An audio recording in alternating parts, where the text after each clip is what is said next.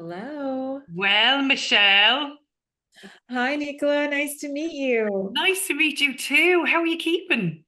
Oh, good. Yeah, it's a gorgeous day here in New York and just having a good morning, getting through some work. So all is well here. How about you? It looks stunning there. The lighting is so bright in comparison to over here. Oh my gosh, I'm so lucky. I have a gorgeous view of the sky from where I live. Okay. That's So unusual. I know the sun's just shining in and right now it's like you could see the pillar of Yeah, fire. yeah, yeah. I actually might get up and just pull that down slightly. Yeah, So no problem. I have to do that regularly here myself if I'm recording in a different place. so where are you located? So I'm from Dublin originally, Okay. and I'm living further north in Mhm. Drogheda.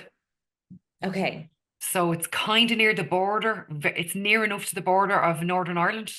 Okay. Yeah. Yeah. So whereabouts in New York are you? I'm in Brooklyn, in North Brooklyn, in an area called Greenpoint, Okay. which is right near the border of Queens, and kind of like directly across Midtown Manhattan. Yeah, yeah. Oh, So I've actually, in all the times I've been to New York, I never made it out to Brooklyn. Never. oh, yeah, it's great. So I'll It's have to, when I go there now in October, I'll have to go out. Yeah, I can't believe that you're going to be here in October. That timing is The- so perfect. but listen, this is how synchronicity works. I was Yeah. literally, if we release what we're just about to record, right? I was literally with Molly Smith. So I got a message this morning from Michelle, yesterday from Michelle to say, I just listened to your podcast with you and Molly, and it was brilliant. And I really like what you're doing. And I'm like, great. And we're talking about coming on my podcast. And then I'm like, where are you based? Because I didn't feel like you were from here. That is so funny. And I'm like, where are you from? And then Michelle is like, New York. And I'm like, get out of town. Because Molly and I had literally just been saying on Sunday, we that I need to start speaking to more people in New York. I swear to God. Love this. And I am like, I want to find other people who are in a similar field to me and doing similar work so that I can expand my network. So it's just like, it's just so perfect. Thank you. Thank you, universe, for that beautiful response. Genuinely, Yes. genuinely. Like you would swear that this was staged, but like it's the opposite of staged. The time was like 12 hours in the difference of the conversation to this happen. I can't believe that you were with Molly I when was I with said, Molly on Sunday. I literally put it up on social media yesterday. wow. Yeah. Wow. So tell me, how did you discover, who did you discover? Did you discover me? Did you discover Molly? How did this all come about? So I was looking for podcasts that were about spiritual alignment that were not in the US because again, trying to broaden my awareness Brilliant. out my area. And I came across Molly's episode and I was going to reach out to her as well. And now maybe that will be a little bit more organic after we have a chance to chat. Yeah.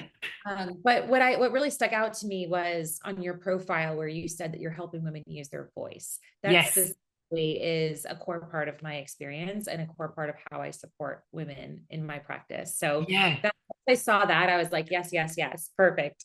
Brilliant. So Yeah. how did you like obviously I have a big backstory as to why I got into wanting to help other women empower themselves.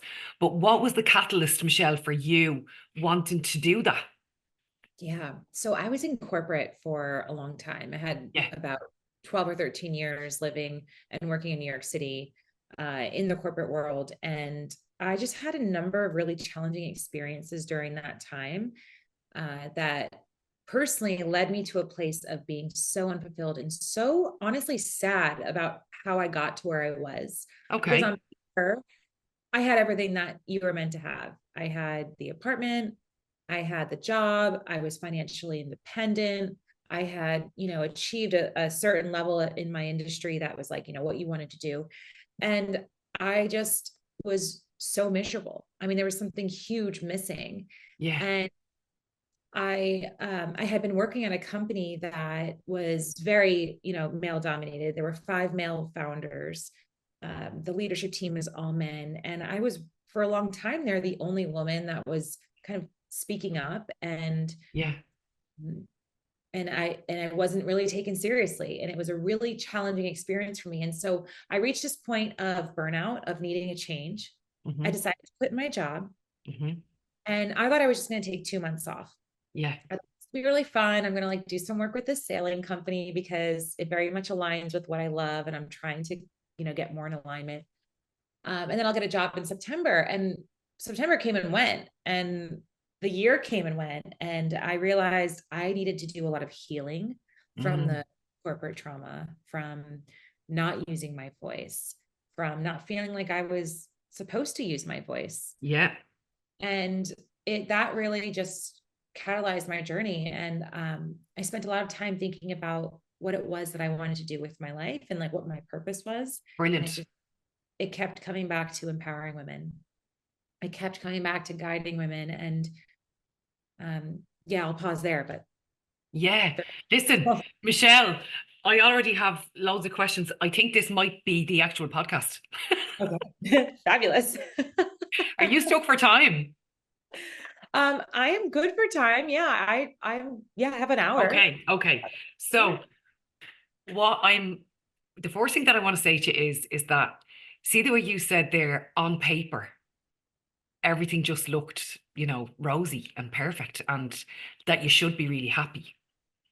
And this proves, Michelle, that this is a universal problem. Yes. A universal problem, because everybody looks at the external. Mm-hmm. Everybody looks at the title, the salary, where you work, the people you hang around with, the labels that you wear on your back, where you holiday, the car you drive, your bank balance, how you present yourself in the world. Mm-hmm. And you can have all them things, Michelle, and you can still be kicking underneath the water to try and just keep your head above water. Can you identify with that? Oh, absolutely. I was definitely that duck. I mean, I was showing up so polished. I had call it like corporate Michelle, corporate Michelle. She had all these blazers, like she had straight hair. She was all puffy because she wasn't sleeping. She was stressed. She wasn't eating well. I mean, it was a whole other person, but at the same time, I was showing up like so polished and keeping up this persona that I was really groomed to be in, which was, a corporate professional, a strong, independent woman, someone who didn't need help, someone who didn't need that relationship. And it was just leading me to such a place of disappointment. So absolutely. Didn't need help. I'm right. It's so funny, Michelle, because it just doesn't matter where you live. We all feel the same. Yeah. We all feel the same. So talk to me about what it was like when you were trying to assert yourself in the male-dominated corporate industry. What did that feel like to you when you were the sore thumb and you're the only one who's doing that? Because I was that girl, Michelle. You were. I was that girl. Yeah. It's tiring. Yeah, it's exhausting. It's exhausting. And the challenge for me was I inherently knew that my perspective was important and needed for the company at the time. I just knew. I have, we as women, we all have strong intuition. Yes. And I've always had strong intuition. And I've always incorporated that into my work. Now, I wouldn't have used those words, perhaps. I wouldn't have said I was working in a spiritual way back then. Yeah. But just, little inklings of being able to envision the future state, being able to understand how things would play out over time. Yeah. And my role was all about helping the company transform and grow. And so as I would understand where we were currently, think about where we were going, I was someone who was basically raising the alarm, saying, hey, we need to change some things. Yeah. So the culture, you could see issues with the culture. Yeah. With the culture, with the industry. And what do people really dislike? Well, they dislike change. Yes. They dislike being told that what they're doing isn't working.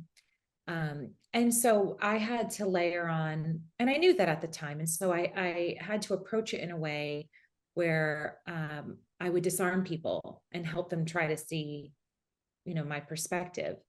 And unfortunately, I wasn't getting through to people. And I was, there was a couple of things going on, but I think what was really hard for me was that my boss was not supportive. Okay. He was not encouraging, and we started off on a great note together. Mm-hmm. And then he very quickly honestly lost interest in the work that we were doing. Okay. And it became more of a story about who he wanted to support and where he wanted to place his attention. And so here I was trying to right the ship, and the person that's supposed to support me in that was basically jumping overboard. Yeah. And so it was really hard. And what I felt was there was this culture where you were either in the clique or you weren't in the clique. And the clique was mostly men, or it was women who would just kind of slide into that male. Yeah. And I was And like, mimic what they're doing. yeah, the mimicking. Mimic what, yeah. I don't fit in here. Like, I can't, and I shouldn't have to fit into the clique to be a good professional, Yeah, right? you That's see, cliques are so unhealthy, Michelle, hmm. because in cliques, people say things like, oh, we don't do that kind of thing around here, or that's not how we've always done that. That Yes. doesn't sound like that's going to work for us. It Right. literally cliques stay the same, Yeah. Yeah. you know? You've used the word spirituality a couple of times now. Explain to me what's your interpretation of what spirituality is. I think very simply, it's our relationship to ourself, and on a deeper level, because we are all one, it's our relationship to everyone. Yeah.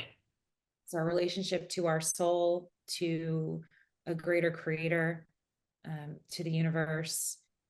And it's a journey. Yeah. I think spirituality is a journey. Yeah.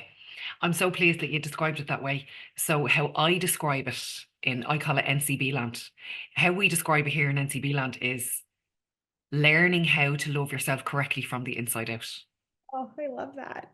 Yeah. I Because love when that. you learn how to love yourself correctly from the inside out and not the outside in, you show people through action. You literally show them the behavior that you want to get mirrored back to you. So you're teaching people through action of how you need to be respected and loved. Yes. Mm. And something that's so beautiful about this time that we're in right now is that we're experiencing a broader spiritual awakening, a broader healing. And for any one person on that journey, it's hard, right? The work is hard. The transformation, looking at yourself in the mirror and taking responsibility for your actions. So tough, Michelle. Right. But if everything that you just said is true, which I believe it is, Hmm. then we can also know that our healing journey is helping others on theirs. Yes. Our hard work is inherently helping others do their work. And that just perpetuates this broader healing that we're seeing right now in this time that we're living in. So I think it makes it all worth it. Yeah. If we're able to show up fully in action Mhm. and be I don't rock around trying to be an inspiration to people. I'm actually just rocking around just being myself. But if you're rocking Yes, around being yourself yes. authentically, fully, all of the time, good, bad, in, out, up, down, that in itself is inspirational because people struggle to just operate from an authentic space all of the time. They're constantly walking around with masks on, which is even more exhausting. So if we display the behavior, then people have a model to say, if she can do that, I can do that, Yes, absolutely. you know?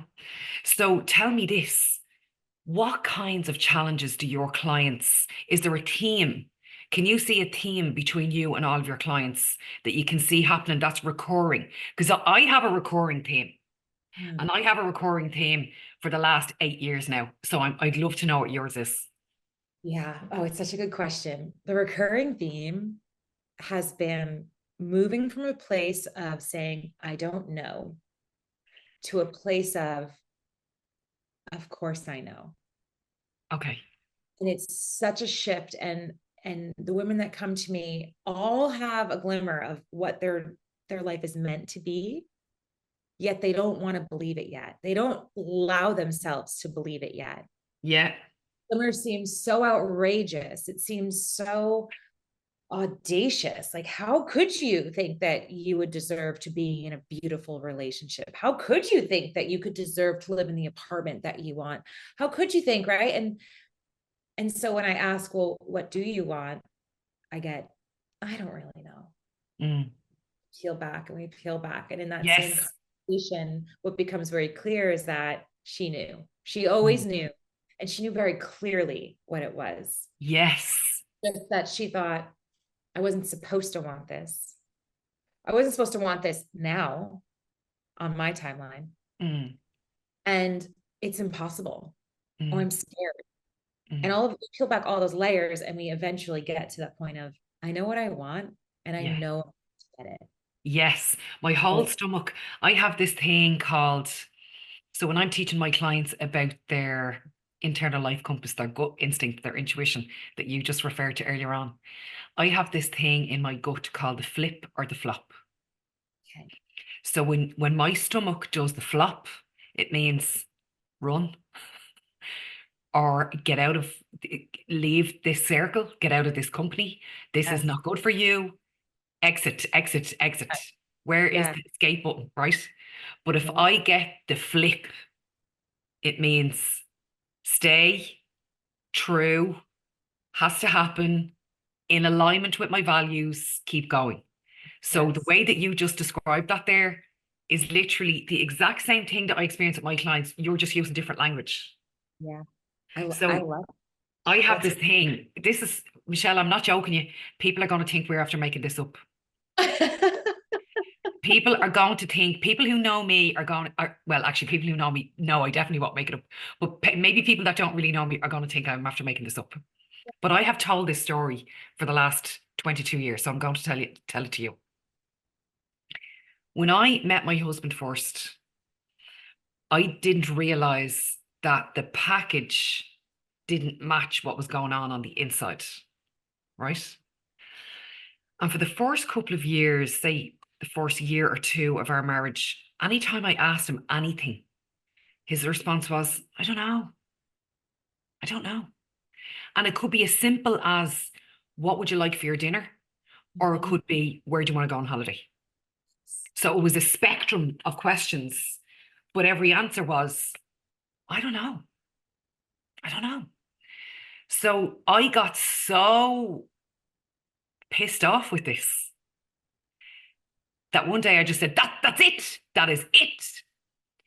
Those three words in a line are never allowed to be used in our home again, because I realized that it is single-handedly the most disempowering sentence you can ever say. All you're Oh, doing is taking your power and handing it over to nothing, to nothing. to nothing, and expecting everybody else's mast to shift and change. And you're just hoping for the best, that maybe the other people around you are making the right decisions for you. And that's chaos for me. That just sounds like crazy talk, crazy town for me. Because I want to know that the decisions I'm making are in alignment with my values. They're going to make me feel good. I want to have a sense of some element of control. But then I realized nearly everybody around me was saying, I don't know. And then when I started working with my clients, they started saying, I don't know. So I created a flat rule with my clients. And even sometimes I work with my clients' children. My clients will tell you, I'm saying this forever. I don't know is not allowed. Just not allowed. Yeah. Because when you don't allow it, it forces you to take responsibility, you know? And responsibility and accountability, our ability to respond to what's going on around us and having to take conscious action and the consequences of that conscious action, good or bad. And as I always say, every day's a school day. No such thing as mistakes around here. No such things as mistakes. And if we do make a mistake, brilliant. That means we don't have to do that ever again. And now we've learned from it, you know? But I'm really pleased to hear that people are coming from that space, because we're doing it the same in Ireland too, Oh, yeah. you know? It, I just love how that's a fantastic story. And I love from a relationship standpoint that you drew the line in the sand saying, no more of this. We Yeah. don't have to agree on what the answer is. We don't have to have the answer right away, but we cannot rely on this, I don't know. Yeah. And what sticks out to me is the disempowerment that that phrase allows. And when Yeah. you think about women using this phrase in work, in a corporate space, in relationships, I mean, you're saying, not only am I not going to be a part of this solution, not only am I not bringing my creativity to get to the right answer, but I'm actually just going to disengage. Yeah. Someone says, I don't know, we move on to the next. We move on to someone who does know, or someone who can at least have a conversation and co-create and Yeah. collaborate to get to the right answer. Yeah. And I think it's so incredible to see how women really just come into their own when they start owning what they do know. Yeah. And I think that when people say, I don't know or I can't, it makes them boundaryless. And when you're boundaryless, all you're doing is just inviting chaos. You're just like, come on, Right. all the chaos. People would sooner deal with the chaos than deal with them making their own decisions. Does that make sense? Yes. And for many people, the chaos feels more comfortable because it feels more familiar. Yeah. It's their ego normalizing their life. Yeah. Yeah. So I just think it's phenomenal that both of us are doing such similar work Yeah. on And other sides of the Atlantic. it's incredible. And the connections, I have a feeling we're going to find more connections too between us. Absolutely. We've already Absolutely. found a number of them. Um, this is actually something that's very personal to me as well, because I went through a lot of my life feeling very challenged by having to make decisions for myself. Mm. And there's probably three big ones that stick out to me, starting from when I turned 18 to my mid 30s, that Yeah. I struggled. I really just struggled in trying to make the decision. I didn't feel like I knew how. I didn't feel like I had the tools. I mean, you can tell someone to make a pro con pro list all you want, but like that wasn't leading me anywhere.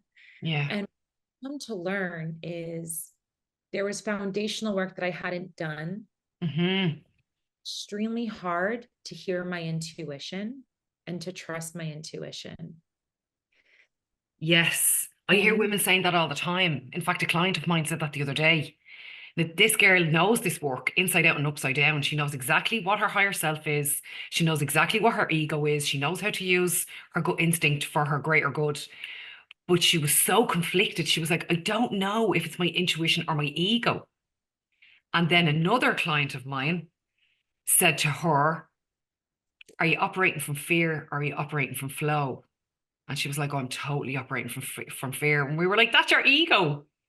But we were able to, that might take somebody 6 months to actually work out, but we were able to work it out in seconds for her, which was brilliant.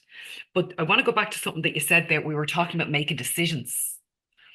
I can recall years ago, and in actual fact, in recent times as well, having decision fatigue. of Have you ever experienced decision fatigue? course, Okay. of course. Talk to me about that. Okay, the time that's coming up for me is when I was living in Australia for work. I had Oh, been there. brilliant. I've been there for a little under a year, and I had to face the decision of, do I want to move home to the US or stay here for another 2 years with my company? And that was the hardest decision I've ever made in my whole life. And I do believe that there are no wrong decisions. However, I also know that I made a decision that at the time was not for me. Okay. Following my heart, it wasn't following what I truly wanted. And the decision fatigue came up because I started to compound different decisions together that was making it so hard to make the simple, important life decision of staying or leaving. And I allowed that fatigue, decisions like, just to give you a clue as to what I was compounding. Well, if I stay, what neighborhood would I live in? If I stay, where would I buy my appliances? Because when you live, this is different between the US and Australia. When you rent an apartment in Australia, you have to bring your own refrigerator. You have to bring I your own. know. That was so foreign to me. And it felt like oh my gosh, if I buy a refrigerator in this country, I am really committing. Like that. Yeah, that's like an engagement. Yeah, right. It literally is like just as close to a ring. So, I mean, gosh, and if you knew, gosh, we could have a whole side conversation about refrigerators, but we'll Uh, stay on.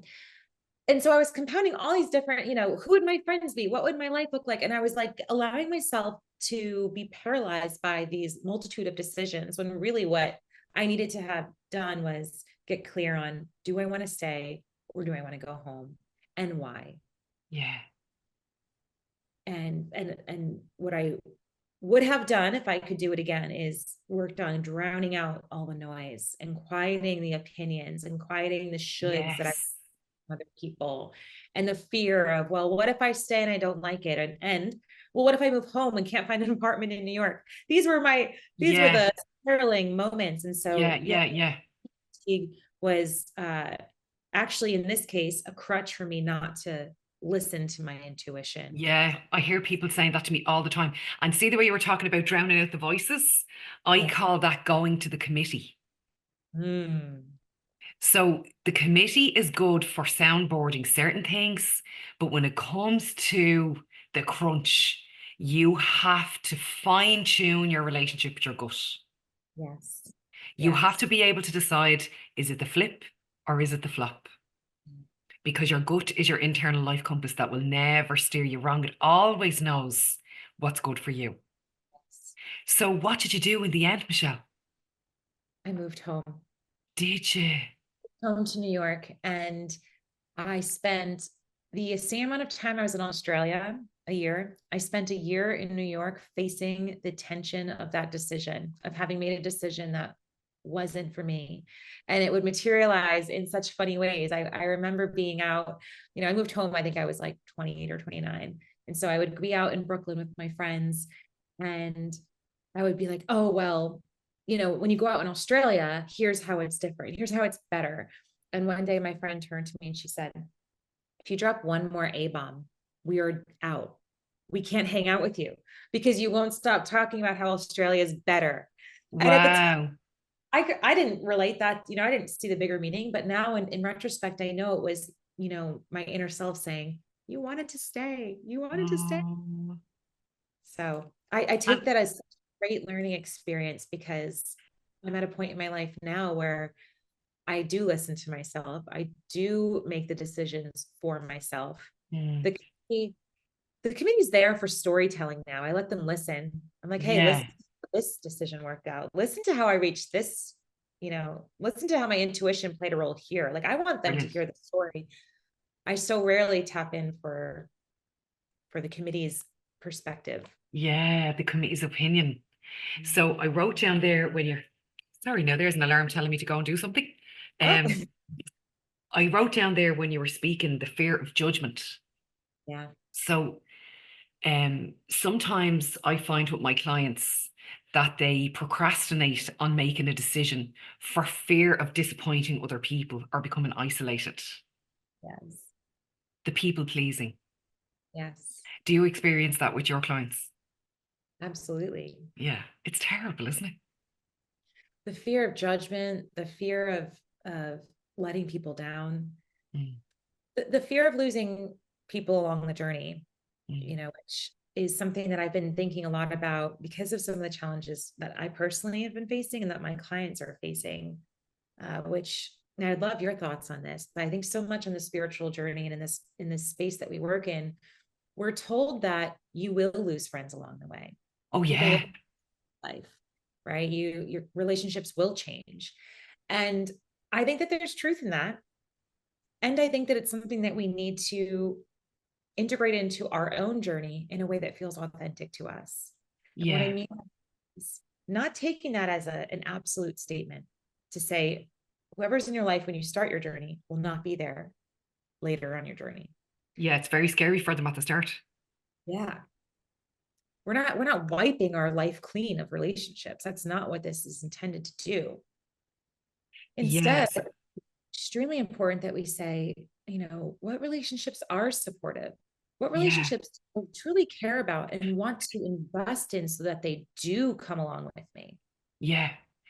So Oh, when you were speaking there, I wrote down Newton's third law of motion: for every action, there's an equal and opposite reaction.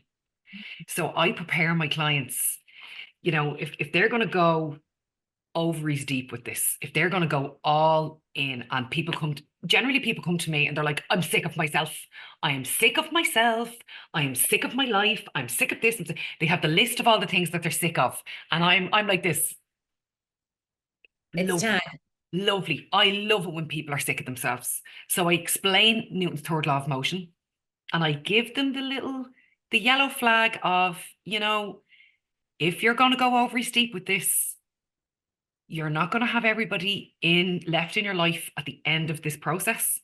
And some people kind of clam up with that. Other people are like, absolutely no problem. Great. I'm ready. Bring it on. Yeah. Who can I get rid of first? Right. Yeah. Yeah. But as soon as people start bringing boundaries in, then they're not as useful to people anymore. And Right. then the parameters of the relationship is changing. And then either one of two things is going to happen. People are either going to say, you go, girl. Fair play to you. Something different about you. I think you're looking really well. You seem really solid in yourself. You're going to have your cheerleaders. And then you're going to have the people going, I always knew she was a pain. That one, I knew she'd show her true colours. I knew it. Look at her. Look, her and her new values and her boundaries. Who does she think she is? This kind of gig. They're not your people. They are not your tribe. All you're doing is elongating a false relationship that you are sooner to just let it go with love, let it go down the river organically, and wish them the best. But if we hang on tooth and nail to the people who have an adverse reaction to us fulfilling our boots, really, for filling our boots and for becoming the best possible version that we can be of ourselves, they're not your tribe. Right. They're not Right. your tribe. They're not your tribe. And then I also wrote down here when you were speaking that sometimes, in rare occasions these days, but sometimes people will say to me, Nicola, that's so scary to me. I would sooner keep the toxic people that I have in my life than be Right. alone. Right. Have any of your clients ever said that to you? Of course. Okay. Of course. And I always come back to something you actually referenced earlier, which is, are we moving from a place of fear, or are we Mm, moving from a place of love? mm, And that reaction is fear. And the fear, can be stemming from a number of places. Sometimes it's that we don't want to let people down. Sometimes it's that we really care about these people and we don't want the relationship to end. That happens a lot with family, mm. right? The family Yeah. dynamics, the And that's the relationship is hardest. challenging in this, right? And so I often aim to shift them into a place of love, Mm, right? First, self-love. Well, why are we doing this? Why are we even here? Let's come back to that, right? mm, And we are on this journey to learn to love ourselves better mm. so that we can then love others better. Absolutely. Because we can only love other people at the depth at which we've met ourselves. Precisely. You Precisely. cannot give away what you don't own. You have to love yourself immensely and wholeheartedly in order to be able to love somebody else at that level. And women, I actually just got shivers in my legs when I said that there. But women think that that's a selfish act. Right. I know the women in Ireland think that it's selfish. Yeah. Same, same, The same, women in same. the States think that that's selfish too. Absolutely. Okay. Absolutely. And it's not, it's self-full. We are filling ourselves up. You're using all my language, Michelle. Every bit of it. This is mental. We're aligned. We are aligned. Honestly, I swear to God, Molly Smith is going to have a fit when she sees this. Oh my gosh. I swear to God. So great. It's so great. Yeah, it is. Really. It is. It's fantastic. I could Oh, talk to you all day. I literally have written a whole page of notes oh, when you were talking. fantastic. No, Yeah. this is a great conversation. I love you have great ways, great little like, I don't know what to call them, like the committee. I love Yeah. that. What a great Yeah. tool. The committee. You can use that, Michelle. I'll give you that one. Thank Use you. it, take it. I will. I definitely will. The committee. The committee, I'm telling you. The neighbor, the sister, the Oh, cousin, the woman at the school gates, your oh, mother's neighbor. oh, They're all on the committee. all there. And it's a volunteer position that has no acceptance. They put themselves on it. It's self-selected.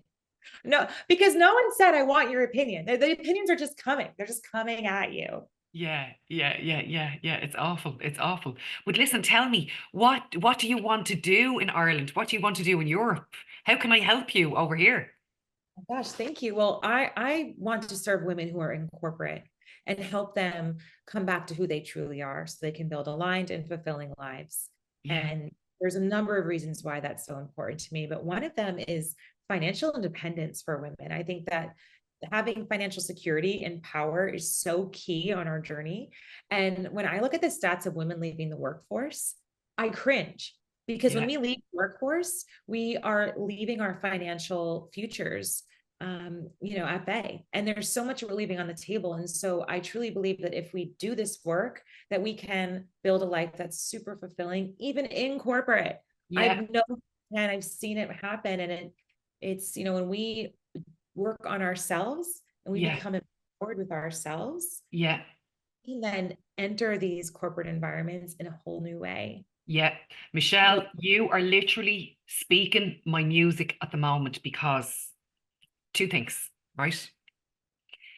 I literally had this conversation with a client of mine the other day who is a senior corporate leader in Ireland, right? And she's talking about going to a 4-day week to reduce her salary, to have a lesser role, Yes. but I know is going to do 5 or 6 days work in those 4 days. I know what way this lady rolls. I know her like I know the back of my own hand. And I am like a flat out no. Absolutely not. Absolutely not. What you need to do is to start delegating to other people and be the leader that you are hired to be. Speak to the people that you report to and start divvying out the jobs so that you can come from an aerial management point of view instead of you being down in the weeds and doing everything. Right. So she thinks by downgrading herself, all of a sudden life is going to become magnificent. No, it's not. I'm telling you, it's not. And you're going to have less money. Yeah. So Yeah. the answer to that, Michelle, is no. No, we're not It's doing that. boundaries. It's literally boundaries. Yeah, And it's being, literally, it's corporate boundaries. yeah. And being creative, right? And I think like so many women I talk to are like, I'm leaving my job. I'm like, well, why? And I ask 100 questions. And many times it's like, okay, well, we actually don't need to leave our jobs. We need to go into our job and ask for what we want. Yes.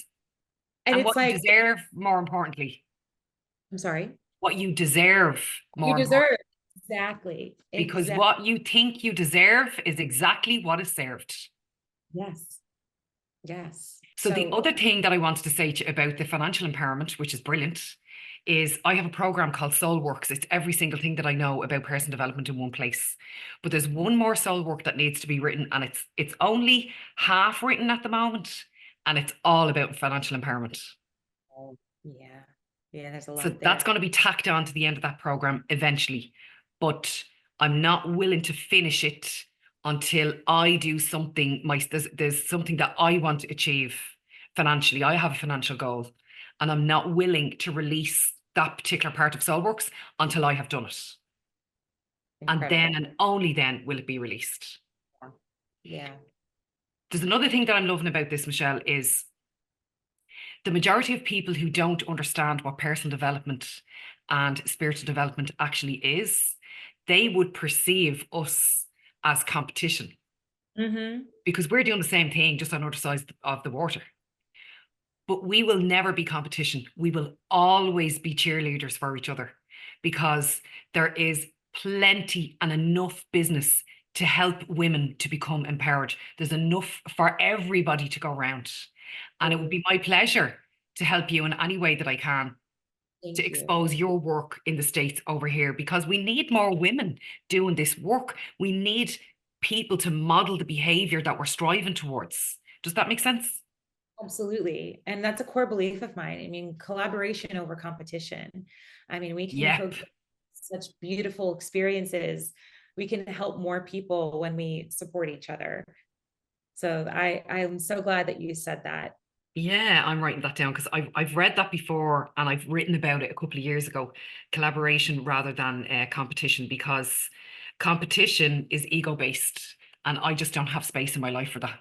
No, yeah, it's ego-based, and it's also part of a very masculine society that we've all been raised in. I mean, competition is like the cornerstone of capitalism. And it's not that competition is bad. There's good that comes from that, of course. And in a playful way, it could be extremely good to have it in your life. Mm, But when we mm, talk about building these soul-led, heart-led, feminine business models, collaboration has to be at the core. absolutely. And we've been taught as women to fight against each other, and it has wounded all of our relationships to the sisterhood. And when we think Yes. power that's actually there, when Mm, we approach it the way you just did, the way that I approach my business, mm, well, the growth, the abundance, the possibilities are endless. absolutely. Absolutely. So listen, before we wrap this up, Yeah. and I'm dying to speak to you offline, Okay. is there anything else that you want to say? Because I'm going to release this later. I'm just going to release it out to the world as it is later. I would love to share like a little introduction of myself, Go and for then it. Yeah, go for it. okay. So my name is Michelle Casazzana. I'm an intuitive business and life coach, empowering corporate women on their journey to self. And one of my core beliefs is that women can do it all, but not all alone. Love it. Yeah, and you can All follow the me. little I hairs on my head are after standing up there. got the goosebumps. I love it. Love it. This Love is it. brilliant. Oh, Michelle, I can see the change that you're going to make. Thank And I you. can feel it for you. It's really very powerful. And Thank you. it's such a rarity for me, Michelle, to meet other women like you in the industry that I'm in. Oh my gosh, this is so funny because even as I reached out to you, I thought she probably gets 10 of these emails a day. I do.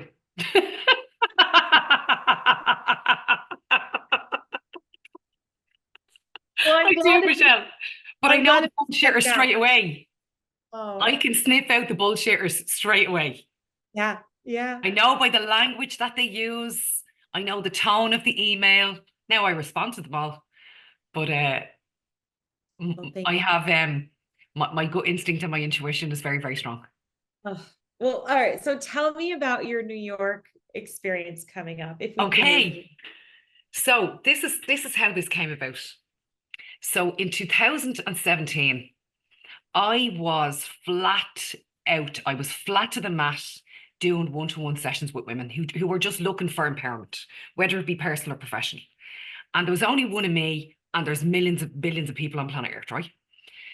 So I was working like crazy hours, day and night. And then I just said, this has to stop. I can't continue to work at this tilt because there'll be no more me. So I was like, how can I have a one-to-one feel, but just in a larger group, but not too large. So I always said, right, 10 would be the max for this.